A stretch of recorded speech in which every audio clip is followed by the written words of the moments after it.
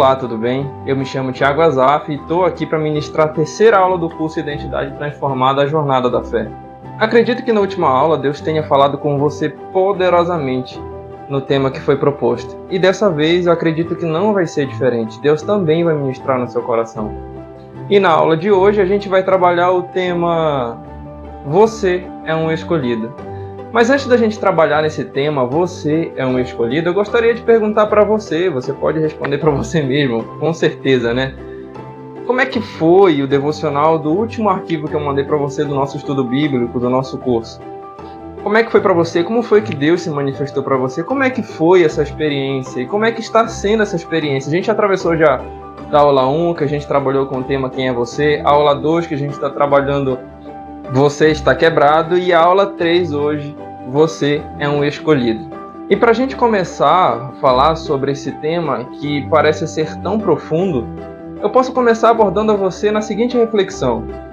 Você já parou para pensar que quando você era menino, quando você era pequeno ou pequena, você passou por situações ou brincadeiras no dia a dia, às vezes com os colegas, os vizinhos, crianças vizinhas da sua casa, em que você talvez temia ser escolhido por último para brincar na rua, numa brincadeira como, por exemplo, um futebol, ou qualquer estilo de jogo que envolvesse separação de equipes.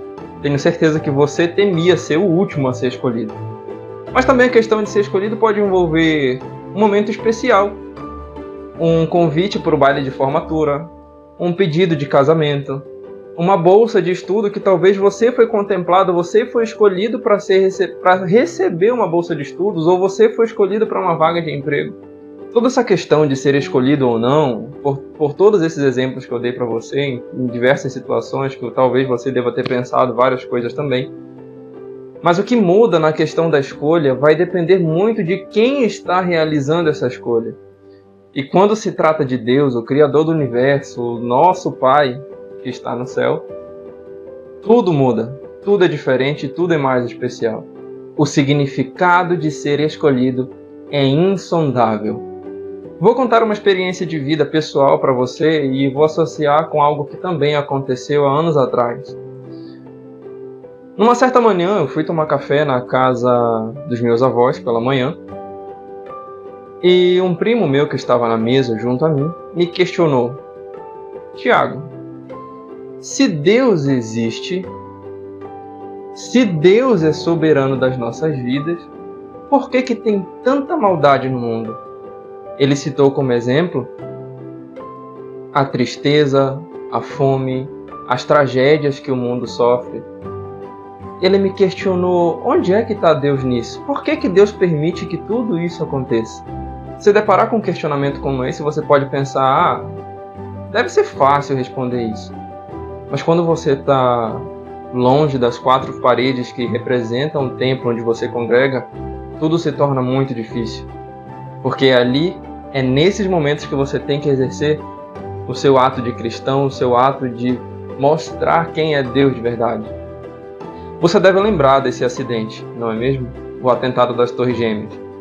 A filha de Billy Graham estava sendo entrevistada na Your Show e Jane Clayson perguntou a ela: como é que Deus teria permitido algo horroroso assim acontecer no dia 11 de setembro?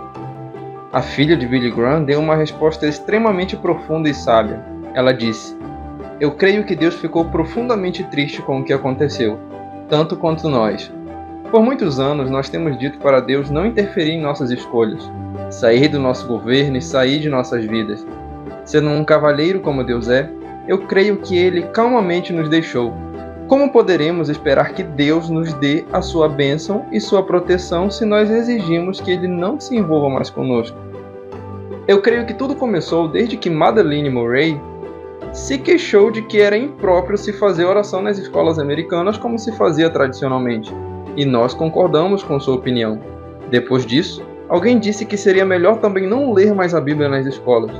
A Bíblia que nos ensina que não devemos matar, não devemos roubar, e devemos amar o nosso próximo como a nós mesmos. E nós concordamos. Logo depois, o Dr. Benjamin disse que não deveríamos bater em nossos filhos quando eles se comportassem mal, porque suas personalidades e informação ficariam distorcidas e poderíamos prejudicar sua autoestima. E nós dissemos: um perito nesse assunto deve saber o que está falando. E então concordamos com ele. Depois alguém disse que os professores e os diretores das escolas não deveriam disciplinar os nossos filhos quando eles se comportassem mal. Os administradores escolares então decidiram que nenhum professor em suas escolas deveria tocar em um aluno quando se comportasse mal, porque não queriam publicidade negativa e não queriam ser processados. Há uma grande diferença entre disciplinar e tocar, bater, dar socos, humilhar e chutar, etc. E nós concordamos com tudo. Aí alguém sugeriu que deveríamos deixar que nossas filhas fizessem aborto, se elas assim o quisessem, e que nem precisariam contar aos pais. E nós aceitamos essa sugestão, sem ao menos questioná-la. Em seguida, algum membro da mesa administrativa escolar, muito sabido, disse que, como rapazes serão sempre rapazes, e que como homens iriam acabar fazendo o inevitável, que então deveríamos dar aos nossos filhos tantas camisinhas quantas eles quisessem, para que eles pudessem se divertir à vontade, e que nem precisaríamos dizer aos seus pais que eles as tivessem obtido na escola. E nós dissemos, está bem. Então alguém sugeriu que imprimíssemos revistas com fotografias de mulheres nuas e disséssemos que isto é uma coisa sadia e uma apreciação natural da beleza do corpo feminino. E nós também concordamos. Agora nós estamos nos perguntando por que nossos filhos não têm consciência e por que não sabem distinguir entre o bem e o mal, o certo e o errado. Por que não lhes incomoda matar pessoas estranhas ou seus próprios colegas de classe ou a si próprio? Provavelmente, se nós analisarmos tudo isso seriamente, iremos facilmente compreender. Nós colhemos exatamente aquilo que semeamos. É triste como as pessoas simplesmente culpam Deus e não entendem por que o mundo está indo a passos largos para o inferno. É triste como cremos em tudo que os jornais e a TV dizem, mas duvidamos do que a Bíblia nos diz. É triste como todo mundo quer ir para o céu, desde que não precise crer, nem pensar ou dizer qualquer coisa que a Bíblia ensina. É triste como alguém diz, eu creio em Deus, mas ainda assim segue a Satanás, que por sinal também crê em Deus. O que você acabou de escutar e ver nessas imagens ilustrativas nada mais é do que a realidade que estamos vivendo hoje. Queremos esse Deus que abençoa, que nos escolhe dia após dia querer se relacionar conosco. Mas muitas vezes não somos capazes de renunciar àquilo que nos prende de servi-lo. Somos escolhidos diariamente. Nunca esqueça disso. Deus escolheu você ontem, Deus escolhe você hoje e vai escolher você eternamente, para sermos eternamente os seus filhos. Eu tinha respondido a esse meu primo da seguinte forma: Deus ele não se responsabiliza pela maldade do ser humano. E aí ele me questionou de volta: então Deus errou na sua criação? E aí foi a oportunidade que eu tive para explicá-lo. Nós somos escolhidos por Deus para sermos livres para adorá-lo. Sobre esse questionamento eu acabei respondendo da seguinte forma: seria muito fácil eu pegar um animal de estimação, um cachorro, um gato, por exemplo, essas grandes tecnologias que estão sendo desenvolvidas por aí, dê uma olhada nessas imagens.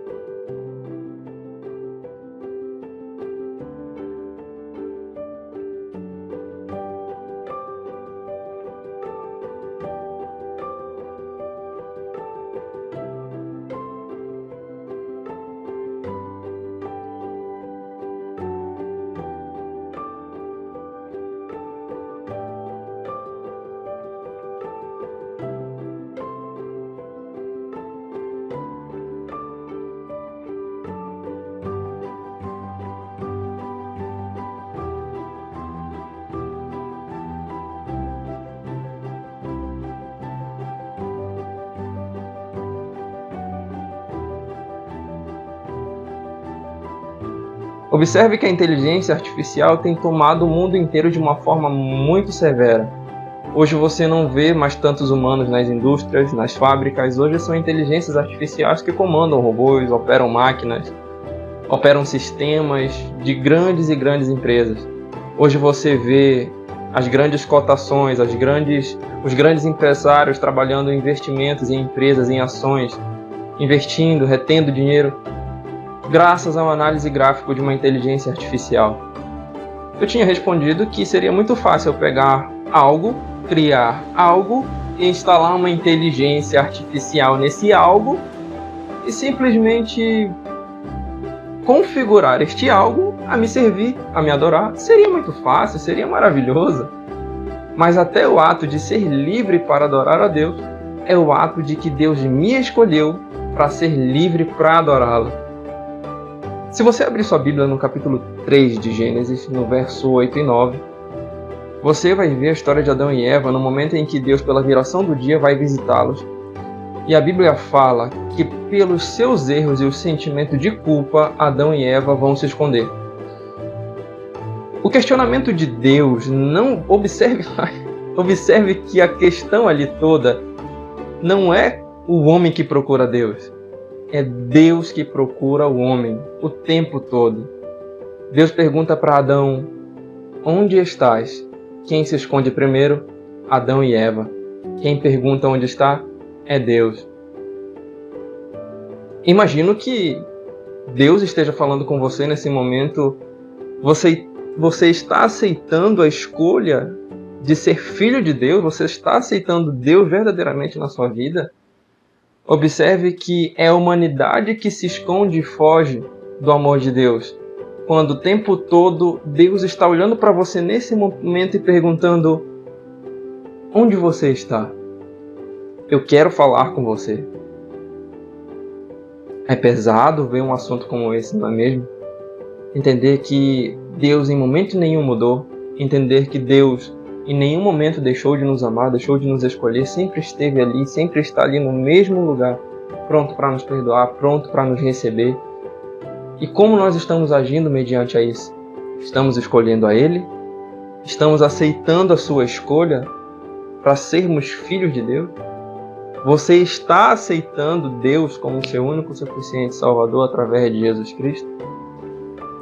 E dando sequência no nosso estudo do filme Mais Que Vencedores, o momento que a gente vai refletir hoje é: o início da história entre a diretora Olivia Brooks e a jovem Hannah é mais profundo do que esse breve clipe pode retratar. Ao se sentar um momento com Hannah para verificar o que estava acontecendo e se informar sobre os problemas em torno da vida da menina, Olivia aproveita a oportunidade para lhe apresentar o Evangelho. Como Hannah luta com sentimentos de abandono em relação ao pai terreno, Olivia lhe fala sobre o grande esforço que seu Pai Celestial fez para lhe resgatar. Milagrosamente, Hannah recebe o Evangelho e recebe Jesus. Que parte da apresentação do Evangelho feita pela Olivia Brooks, que é a diretora da escola, chamou mais sua atenção? A questão que eu levanto aqui para você agora é: o quão confiante você é para apresentar Cristo a alguém, para apresentar o Evangelho a alguém? Dê uma nota para você mesmo, de 1 a 10, sendo 10 muito confiante e 1 não sou capaz de fazer tal ato. Você já viu a história de Davi, por exemplo, em que ele sentiu o desejo no coração dele de construir um templo de fato para a Arca da Aliança, aquilo que representava a presença de Deus no meio do seu povo. Essa arca que caminhava dentro de um tabernáculo que não tinha um local físico próprio. Era onde tinha um terreno disponível, a tenda era montada e a Arca da Aliança de Deus ficava ali dentro. Então Davi sente aquele desejo e transfere essa responsabilidade para seu filho, já que ele recebeu um não de Deus para ser levantado por ele. Esse templo no meio da cidade representaria a presença de Deus com mais prioridade para o povo, já que agora Deus teria uma casa para morar no meio da cidade. A descrição da construção deste templo muitas vezes é ignorada pela maioria de seus leitores. Mas e se eu te disser que essa construção estava apontando para Cristo? Vou te mostrar. Os pilares representavam um lembrete para o povo de que era Deus quem estabelecia a força para o seu povo. É Deus que escolhe, fortalece e salva. E você pôde perceber que o tabernáculo lá atrás, como foi dito ainda há pouco, que ele fez referência ao Cristo que nós servimos hoje, o que veio ao mundo e o que nós servimos hoje. Quando Jesus nasceu e cresceu e esteve entre nós, o seu nome foi dado por Emanuel, que significa Deus conosco. Ele trouxe a presença de Deus que antes era representada pelo templo onde a Arca da Aliança, que representava a presença de Deus no meio de seu povo, Jesus ele veio e aproximou essa presença de Deus até nós. O que significa para você o fato de que o Deus Todo-Poderoso que criou você quer estar aí com você? Como o fato de Deus, apesar de tudo isso, quer desenvolver uma relação de intimidade com você? Como é para você ver esse Deus que quer te dar força diariamente? E a pergunta principal que eu faço para você agora é: como o fato de Deus ter escolhido você muda a forma que você vê a si mesmo e como você enxerga as outras pessoas? É impressionante saber que Deus, apesar de sermos pessoas quebradas, como foi dito na aula anterior, Ele nos escolheu, me escolheu, escolheu você para receber seu amor e propósito. Afinal, ser escolhido e identificado por Deus muda tudo. A partir desse momento a gente vai dar início ao nosso devocional de 3 dias. Para você que já está acompanhando o nosso curso, já estamos na 3ª aula, essa é a 3ª aula. Se você perdeu, não se preocupe, vou colocar aqui no card a aula 1 para você voltar, e você também pode entrar no canal para pesquisar a aula 2, mas fique à vontade. Na descrição de cada vídeo que está sendo postado aqui no YouTube, tem um encaminhamento para os comentários, que na verdade o link do nosso grupo do WhatsApp está nos comentários, e você que ainda não faz parte desse grupo, não perde a oportunidade, já vai lá, clica, faz parte do nosso grupo, a gente está crescendo agora, é um trabalho que a gente está desenvolvendo, e você é muito bem-vindo a fazer parte e somar conosco nesse time de fé. E como falei, o PDF com os devocionais já está disponível lá no nosso grupo. Entre nesse grupo e Deus vai te abençoar poderosamente. Eu não poderia deixar de também pedir a você para curtir esse vídeo, para se inscrever no canal e compartilhar com todas as pessoas que você puder, que se interessam e queiram entender e aprender um pouco mais de Deus e entender como é que é a nossa identidade com Deus. Aqui fica o meu abraço, toda a minha gratidão, e que Deus em Cristo Jesus te abençoe. Até a próxima.